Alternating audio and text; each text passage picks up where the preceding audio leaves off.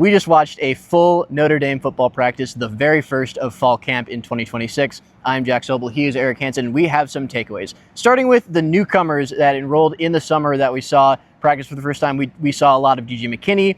Ian Premer played some special teams, but the one we saw most, probably Teddy Jarrard, who threw every pass that we saw in wide receiver, defensive back, one-on-ones. Eric, what did we see from Teddy? I'll tell you what, if you did not know the personnel of this team and you just walked in off the street and saw 4 quarterbacks, you would not be able to pick out the one who should be starting his senior year in high school. I mean, physically, mentally, just in his confidence, not that he was perfect in everything he did, but he's a lot farther ahead than I think a lot of people expected. I think he's a real contender for that very important number 2 quarterback spot. And of those number 2 quarterbacks, we also saw a good deal of Blake Hebert. I think Noah Grubbs was mostly on the far field with the freshmen and guys who are lower on the depth chart. But Blake Hebert got most of the number 2 reps. Had some good moments. I remember a nice throw to the opposite sideline that got past the outstretched arm of Dallas Golden into the hands of, I think, Matt Jeffrey. More on him shortly. But a couple of balls that got knocked down, that floated up there for a little bit. Regardless of all the backup quarterbacks, a clear difference between them and what the ball looks like when it comes out of CJ Carr's hands. And expectedly so. The thing about where the different quarterbacks were today, it'll be different tomorrow. It'll be different on Saturday. They're going to get each of them the same amount of opportunities. When we had a chance to talk to Mike Denbrock after practice, one of the things that these guys need to show is being able to do the things at the line of scrimmage, not at the level at CJ Carr, but being able to see coverages and being able to slide protections. If Mike Denbrock calls for a check, they better get those guys in the new play. And so those are some of the things that aren't apparent maybe when you're watching from the sideline that the offensive coordinator can kind of help give you some tips. One of the things that was apparent we're watching from the sideline, though, there are 2 plays I want to point out. One out of the hand of Blake Hebert, one out of the hand of CJ Carr. It was a throw late, short middle of the field. I believe Bubba Frazier, Matt Jeffrey would have been the intended target. Kind of stared down his target. Luke Talich recognized that, broke on the ball, made a terrific interception, but obviously not a good play for the offense. Pretty much the same thing happened a couple series later in 7-on-7. Now with CJ Carr as the quarterback, again late, kind of stared down his intended target. I know this one was Frazier. Talich broke on the ball. Almost the exact same play, but just the zip that he puts on the ball and the accuracy allowed it to get into the hands of Bubba Frazier. That's what CJ Carr brings to the table. The ball just looks different out of his hands. Absolutely. And, it was interesting watching some of the receivers. One of the guys that really caught my eye, besides Matt Jeffrey, which we'll talk about, is Bubba Frazier. Freshman, wears number 4, Jeremiah Love's old number.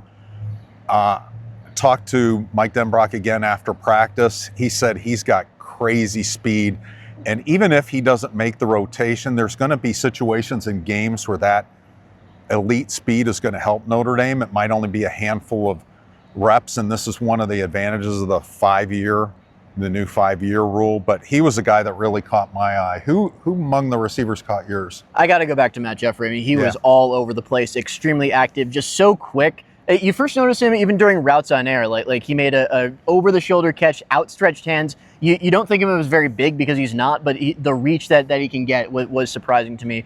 And then he made a lot of plays out of the slot, even out of the outside a little bit. They did a lot of switching off between the slot and the field positions. You want to get some versatility out of there. You had Jaden Greathouse on the outside, Jordan Faison on the inside, and vice versa.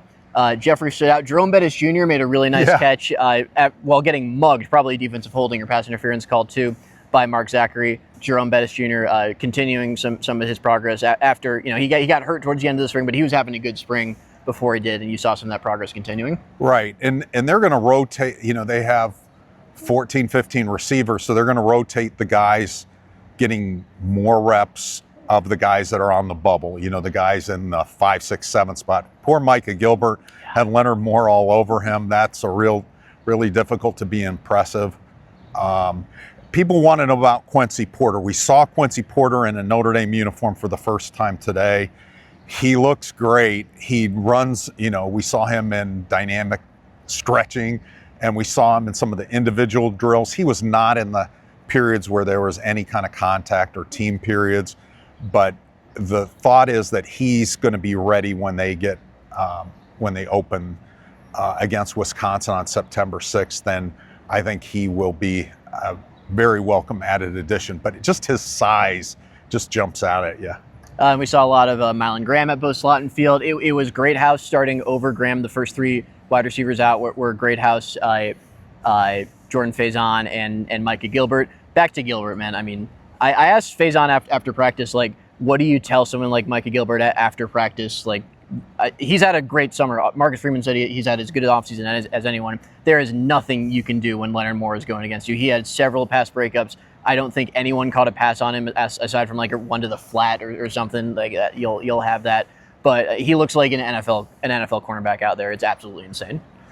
As not a lot of highlights from the offensive line just because it wasn't a practice that was geared for that. But Ashton Craig was the center with the ones. Mike Denbrock was very impressed the way that he's come back for that ACL injury. He called him a difference maker. Sullivan Absher was running one at right guard. Again, I think that's going to be a battle for a couple weeks with Matty Augustine. And then the running backs. What were your impressions of the running backs? I love Aeneas Williams' motor. I think we talked about this after practice. He just gets after it, man. Like he cuts hard. He runs hard. He runs physically. Nolan James and Keedron Young, I thought flashed a little bit too. It wasn't too heavy rotation. I would say Williams and James got most of the reps with the first group, but a lot of good things from that group. And then flipping over to the defense, you were watching the defense very closely. We had kind of had a surprise participant with the ones. Can you talk about that? Armel Mukam, we've been writing at Blue and Gold all summer that like he got more reps with the ones during spring practice than you would think. It was him and Francis Bruce starting in both the inside run fits that they did off to the side during wide receiver DB one-on-ones and during full team drills. He had a run stopper. I think it was him against Joe Otting, and Otting did most of the reps with team because Ashton Craig is still working his way back. Kind of out-muscled him, and I don't think Otting had a bad practice by any stretch, but Mukam has shown to be really adept at getting off blocks. I thought he was impressive. Francis Brew was all over the place, the Pitt transfer. Just the combination of strength, like pound for pound, he's probably the strongest player on the team, one of the strongest players in college football, pound for pound. But the motor that he plays with, Friend Freeman talked about this when he first signed, just it's rare for someone of that size and strength. Right. On the linebacker level, we saw Kingston Viliamu-Asa running around. We saw him doing some individual drills, even some periods where the offense was on the field, but not in the team competitive periods yet.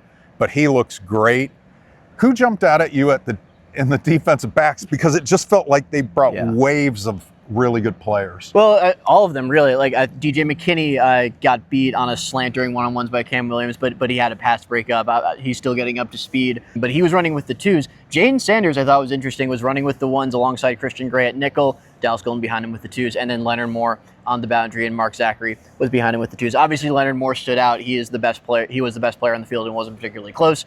Luke Talich, a couple breaks on the ball, though, he mentioned. The last or second to last play of practice, it was like a swing pass that he showed some great closing speed on. The closing speed at his size, like the long striding speed, that's a Swiss Army knife, as we said before, for Notre Dame's defense. Sanders was the designated Leonard Moore's on the other side, so we're going to throw at him a lot guy. Oftentimes it's Christian Gray, but today it was Sanders. I thought did some good things. Obviously gave up a couple catches. Should have had an interception. I think Adon Schuler was heard saying to both him and Christian Gray, because they both probably should have picked this off. You guys owe me dinner. But really good day for the secondary. Like the first team offense, as good as Carr was on the underneath stuff, like he was ripping it all over the place underneath. They didn't really complete a lot downfield because that secondary with Schuler and Brayonte Johnson on the back end.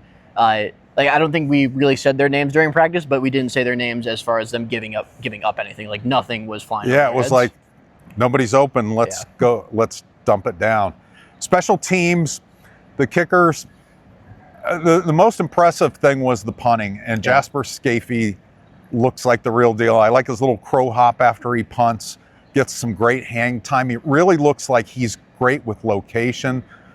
You had a good tidbit on him, why he might adjust to the American football better than the previous punter. Yeah, it was interesting. We talked to Marty Biaggi after practice, and one of my biggest takeaways was the position that Scaife played in The position, Australian rules football. The position that Scaife played in Australian rules football, it was a forward position. It's a lot of trying to score, similar to like a forward in like hockey or soccer or something, and a lot of handling the ball. James Rendell was what's called a ruckman, which is more of like a midfield defense position. Basically, the position Scaife played in Aussie rules football is going to translate a lot better to American football and the job he's asked to do, both in punting and holding. He is the holder for Spencer Porath. That's more than likely going to be the case this season. And that's why both Biaggi and Mackenzie Morgan, who trained both of them in Australia, who I talked to, they both believe he's going to have less of a learning curve. I think today reflected that. He is super consistent. The hang time, I clocked him consistently in the 4s, which is very good. I think one of our colleagues had him as like a 60-yard punt during that. Very good stuff from Scaife.